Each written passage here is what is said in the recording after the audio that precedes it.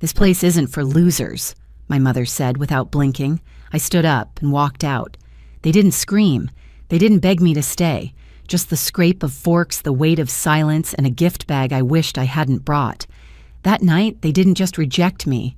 They erased me. It wasn't always like this. There was a time I believed family was a kind of gravity. No matter how far you drifted, it would pull you back. I thought if I kept showing up arms full of hope and holiday gifts, they'd eventually see me, not as a guest, not as a mistake, but as one of them. When I was little, Sundays smelled like roasted chicken and garlic bread, and the kitchen echoed with my father's off-key humming. Mom would fuss over the mashed potatoes while Daniel and I teased each other between mouthfuls. Back then, laughter came easy. Back then, I believed love was something you earned, like good grades or clean rooms or carrying in the groceries without being asked. And so I tried. Always. Even when the air began to change. The first signs were small. My spelling bee certificate went straight into a drawer while Daniel's soccer trophy sat on the mantel for months. When I asked Dad for help with a trade school application, he shrugged and said, "You'll figure it out." When Daniel failed a college class, Dad cleared his weekend to help him write an email to the professor.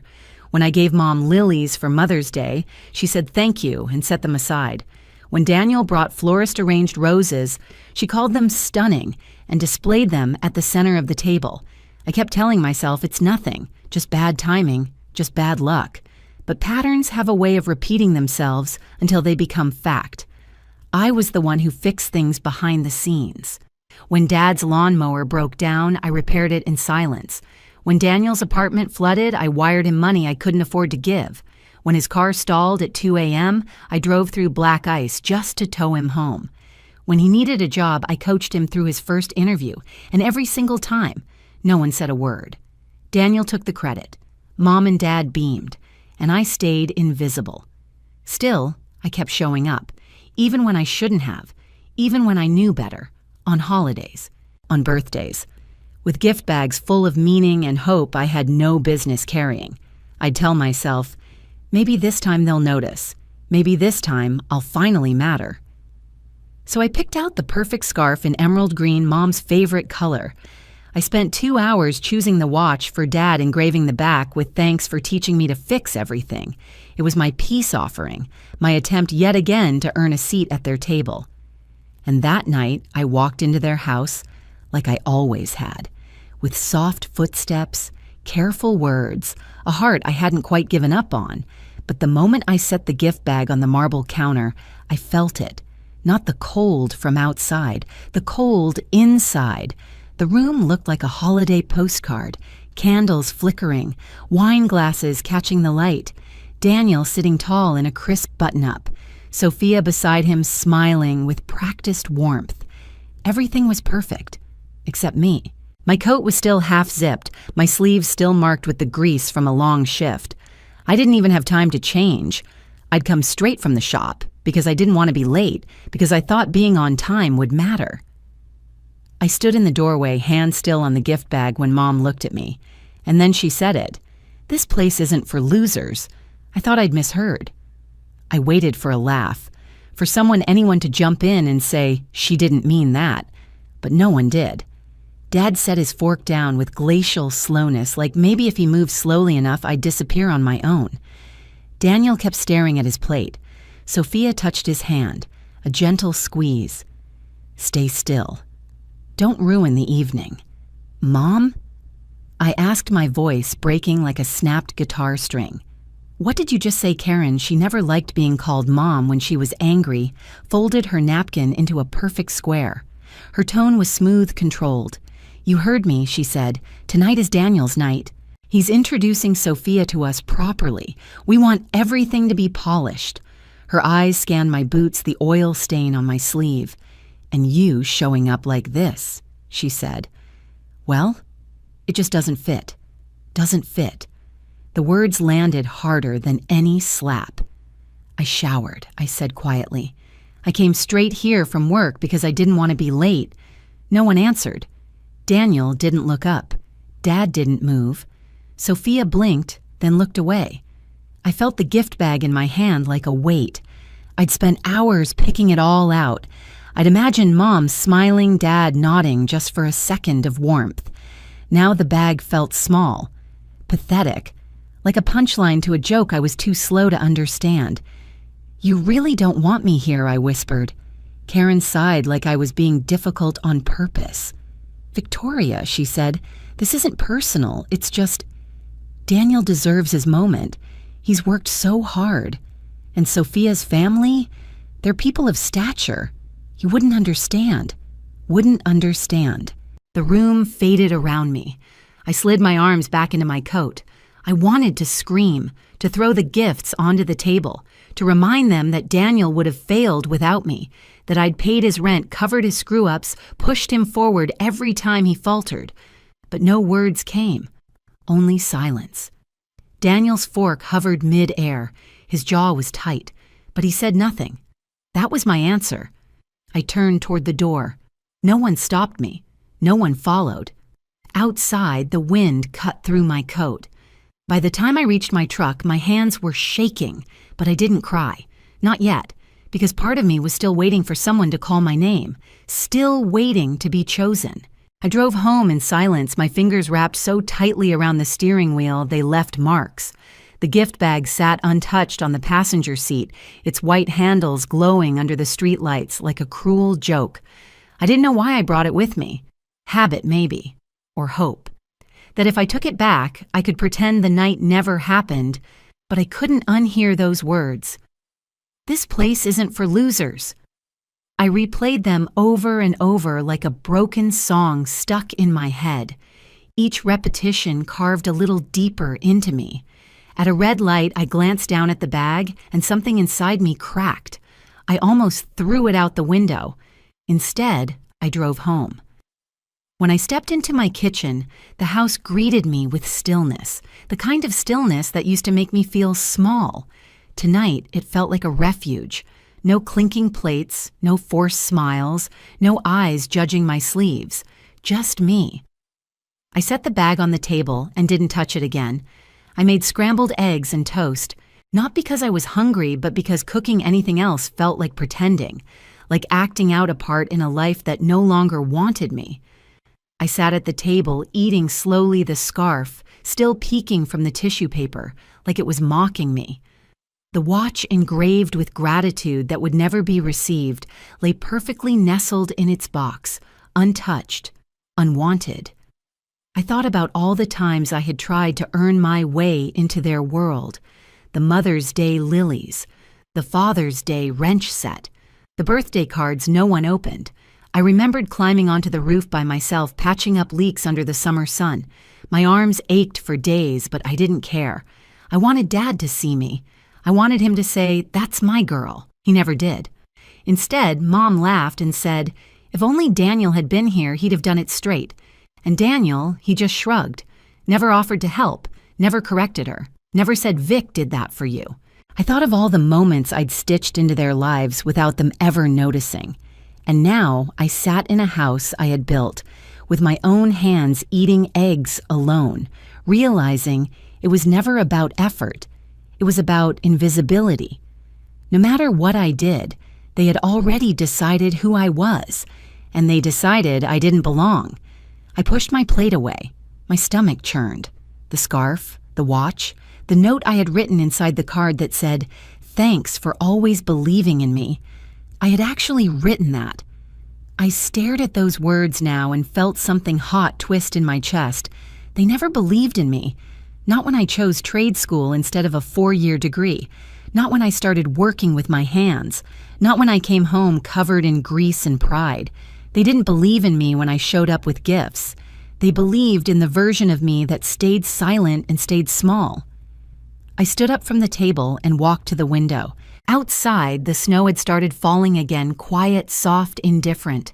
My porch light flickered against the flakes. Somewhere across town, they were probably still at that table, laughing, toasting, talking about Daniel and Sophia's future.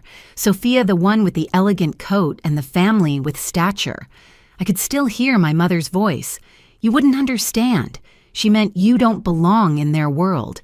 But the truth was, I understood more than she ever gave me credit for. I understood sacrifice. I understood what it meant to show up when no one asked.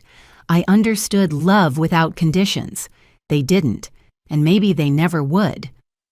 I walked back to the table, stared at the bag again.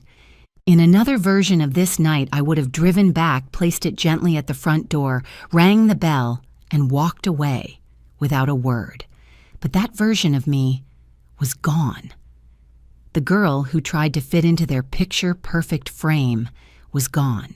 All that was left was the woman they never saw coming. I took a deep breath and said it aloud just to hear it in the air.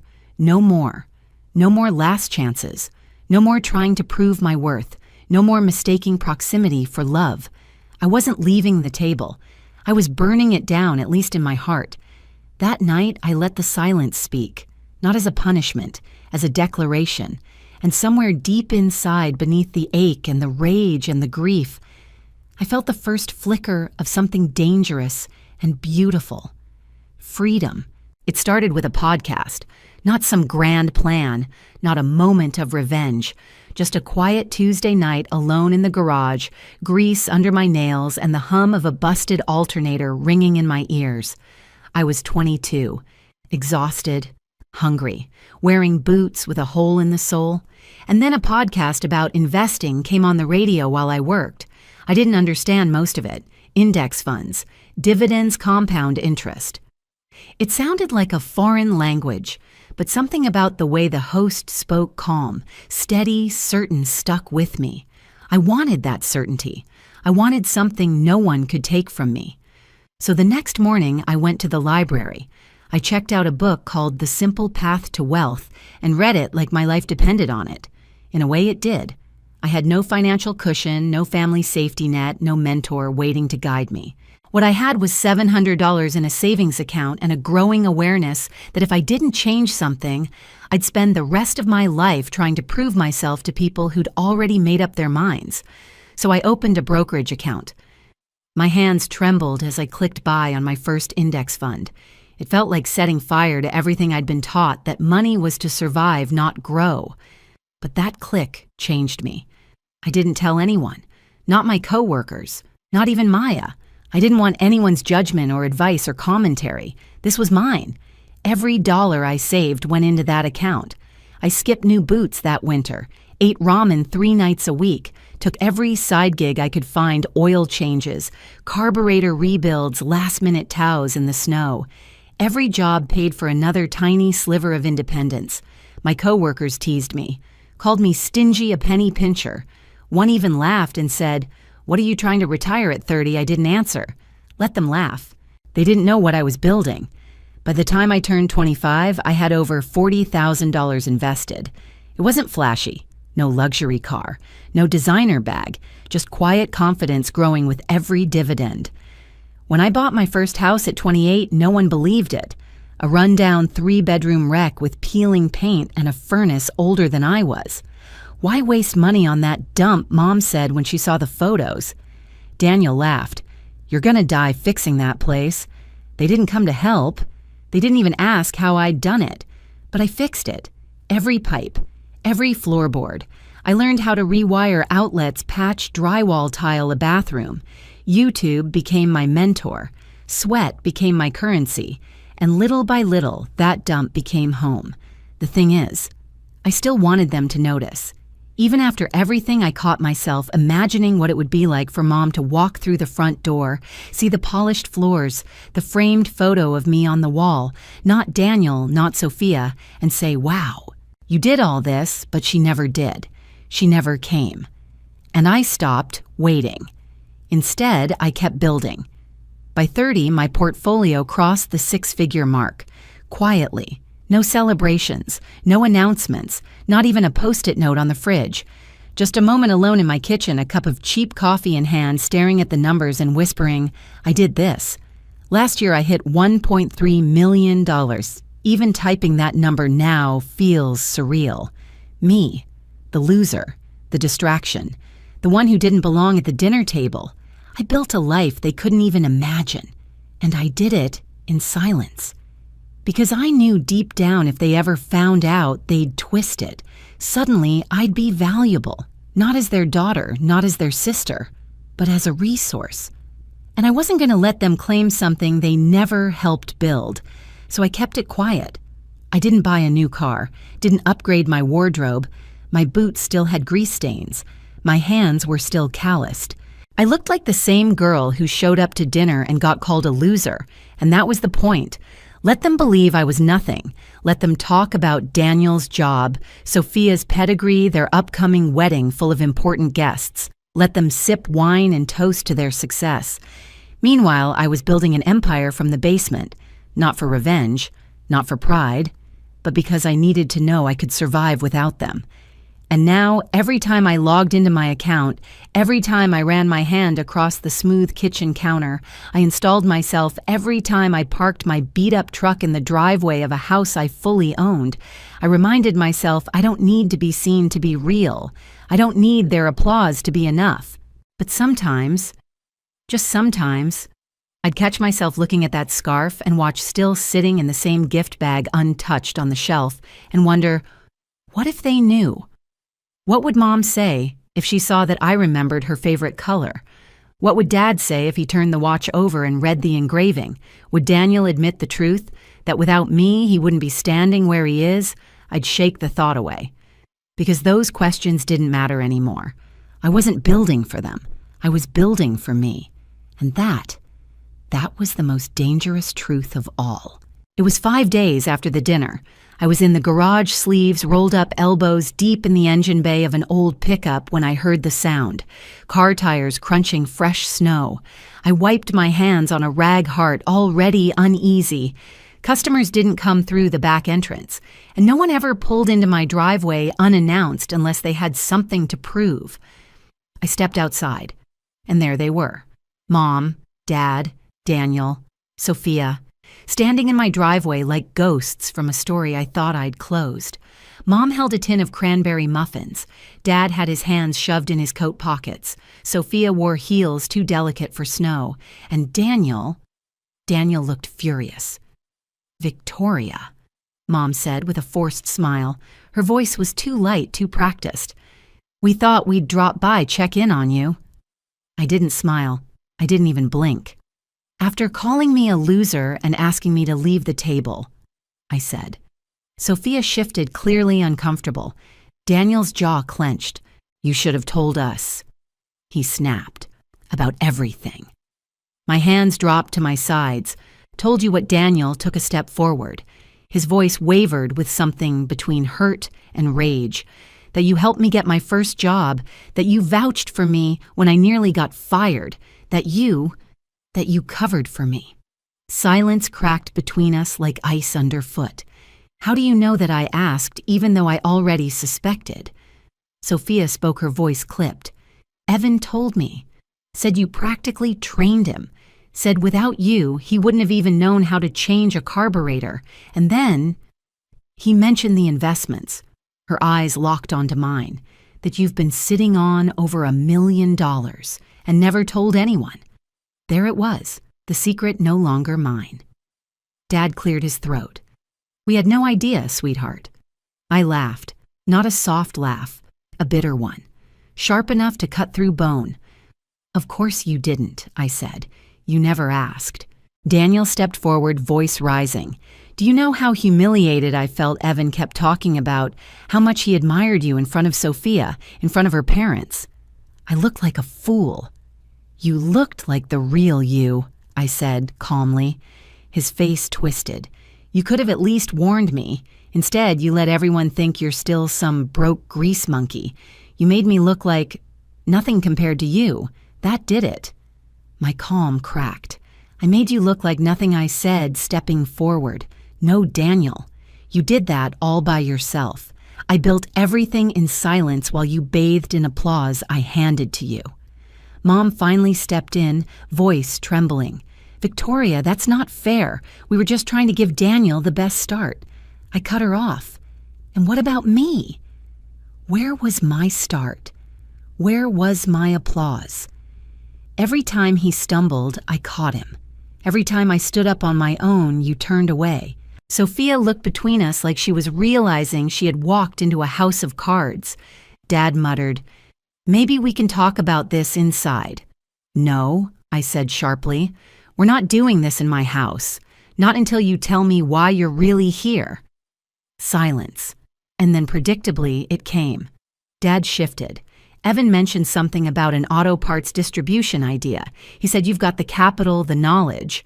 He thought maybe I held up a hand. There it is. Daniel jumped in. "It could help all of us, Vic. You've got resources. I've got contacts. We could build something." "This isn't a pitch meeting," I snapped. "You came here because your pride is bruised, because suddenly the loser doesn't look like one anymore, and you want in." Daniel's face flushed with anger.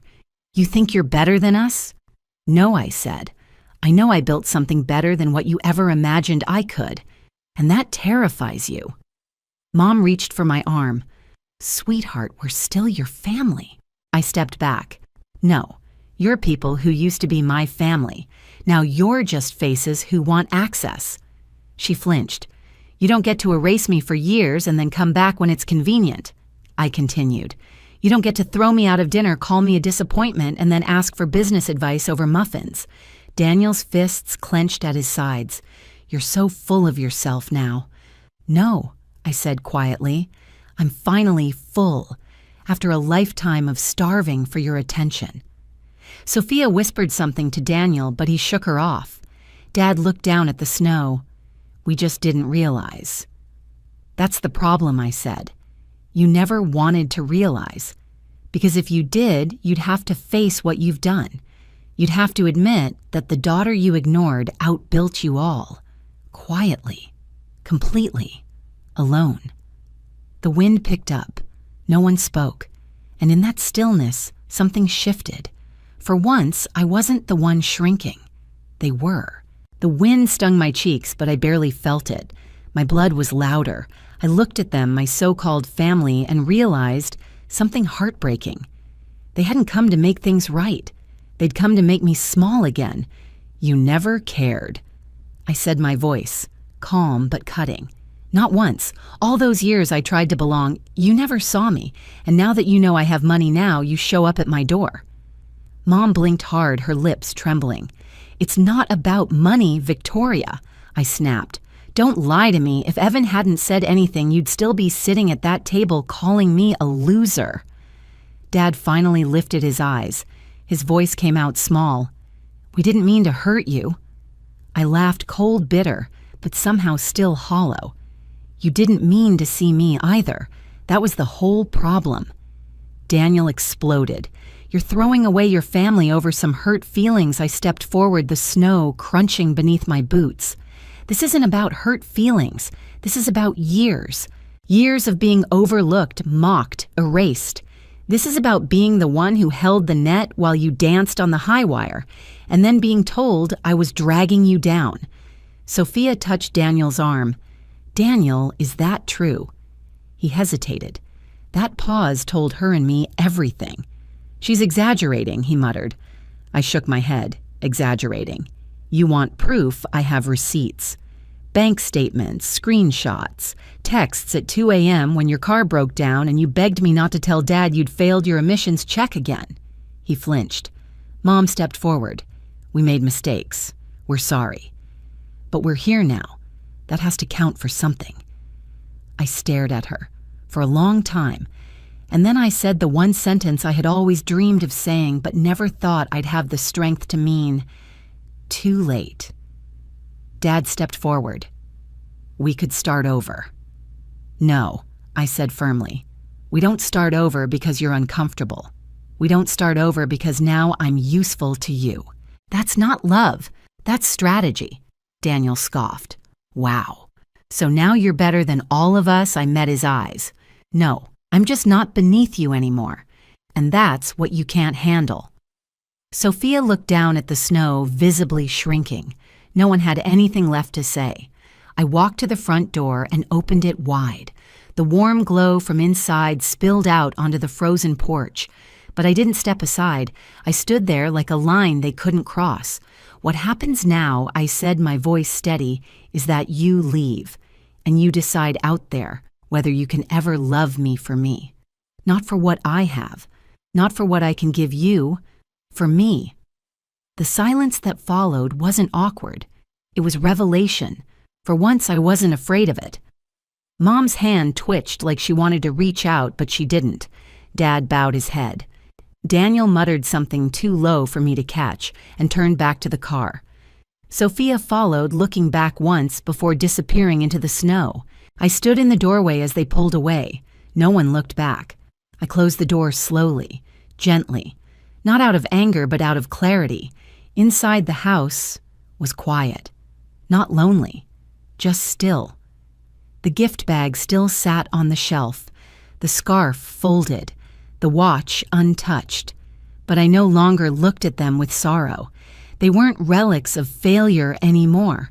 They were proof that I had tried, that I loved first, that I gave first, that I showed up first, even when no one ever did for me. And now I had shown up for myself. It's been almost a year since the night I closed the door. Since then, the seasons have turned like pages in a book I no longer need their signatures on. Winter melted into spring, spring into summer, and now autumn settles in quiet, golden forgiving. I haven't seen my parents since that day. Daniel called once, months ago. He asked, without saying the words directly, if I'd reconsider helping him with a business pitch he couldn't get off the ground. I said no. He hung up without saying goodbye. Oddly enough, the silence that used to cut me now feels like freedom. I used to think silence meant abandonment. Now I know it can also mean peace. In that quiet, something beautiful began to grow. It started with a message from a girl I barely remembered, someone I'd met in trade school years ago. She said she'd heard rumors, that I'd built something big, that I knew how to take scraps and turn them into something solid, that she wanted to learn. I almost didn't respond. But then I remembered what it felt like to start from nothing, to feel invisible. So I invited her to meet me at the garage on a Sunday afternoon. One conversation turned into 5. 5 turned into 10. And before long, there were 6 women in that garage, then 12 sitting on overturned milk crates, notepads in hand, asking me how to open their first brokerage accounts. These weren't trust fund kids. They were welders, mechanics, line cooks, women with calluses on their palms and ambition in their eyes. And every single one of them had been told, just like I had, that people like us didn't belong in boardrooms, that we didn't fit. I stood in that stained garage, chalk in hand, explaining compound interest on the back of a grease board, and for the first time in my life, I felt what I had chased at my parents' dinner table for decades, belonging. And then there was Mrs. Anderson, my next-door neighbor, 78 years old, sharp as a tack and full of sass. Every week she'd wave me over to help fix a faucet or change a light bulb, and she always paid in cookies or pie. We'd sit in her kitchen drinking lukewarm tea while she told me stories of her late husband. She once said, "Home isn't where you're born, it's where you're seen." Those words stuck with me, and of course there's Maya, my constant. She'd show up with 2 coffees and a bag of powdered donuts, plop herself on my porch, and ask, "You working, or just pretending to be productive?" She never asked about my net worth. Never asked for a loan, never once treated me differently after she found out. She only cared if I was okay. One evening, as we sat watching the apple trees I planted begin to bloom, Maya asked, "Do you ever think about going back?" I didn't need her to clarify. I knew what she meant. I looked at the soft petals drifting in the breeze and said, "Not unless they can love me without the $1 million, without the house, without the armor." She nodded slowly. "They probably won't." "I know," I said, "and that's okay, because I'm not building for them anymore." Later that night, I walked through my yard boots, crunching against grass kissed by the first frost of the season. The apple trees stood young but steady roots digging deeper branches stronger. They were mine. They were enough. Inside, the scarf and the watch still sat in their gift bag, untouched, unopened. There were times I thought about throwing them away, but I never did, because they weren't symbols of rejection anymore. They were reminders of the girl who kept trying, who kept loving, who kept hoping even when hope was the loneliest thing in the world. I ran my fingers along the ribbon and whispered, "Thank you for teaching me who I am." And that night, in the soft glow of my kitchen light, I said the words I had never dared to believe, not really, not fully. Until now, I am not a loser. Have you ever been pushed out of a place that was supposed to feel like home? Have you ever had to rebuild yourself quietly while no one was watching? Tell me your story in the comments. I read every single one. And if this story spoke to something in you, don't forget to like, share, and subscribe. You're not alone, not anymore.